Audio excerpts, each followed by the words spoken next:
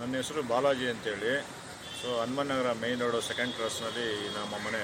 ನಾವು ಬೋರ್ವೆಲ್ ತೆಗೆಸಿದಾಗ 510 ಅಡಿಗೆ ತೆಗೆಸಿದ್ವಿ. ಸೊ ಅದಾದಮೇಲೆ ಬೋರ್ಡ್ರಸ್ಸು ಶಿಲ್ಟಿದೆ ಅಂತ ಹೇಳಿದ್ರು, ಸ್ಲಾಟೆಡ್ ಪೈಪ್ ಹಾಕಬೇಕು ಅಂತ. ಬಟ್ ನಮಗೆ ಫ್ರೆಂಡ್ಸು ಇವರು ಸ್ವಲ್ಪ ಸಜೆಸ್ಟ್ ಮಾಡಿದ್ರು, ಆ ಥರ ಏನೂ ಬೇಡ, ಏನೂ ಆಗೋಲ್ಲ ಅಂದರು.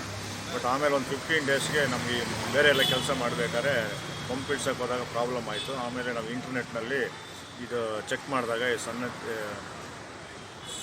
ಸನ್ನತ್ ಬೋರ್ವೆಲ್ಸ್ ಅವರು ರಿವ್ಯೂ ಎಲ್ಲ ತುಂಬ ಚೆನ್ನಾಗಿತ್ತು. ಸೊ ಹಂಗಾಗಿ ನಾವು ಅವ್ರನ್ನ ಕಾಂಟ್ಯಾಕ್ಟ್ ಮಾಡಿದ್ವಿ.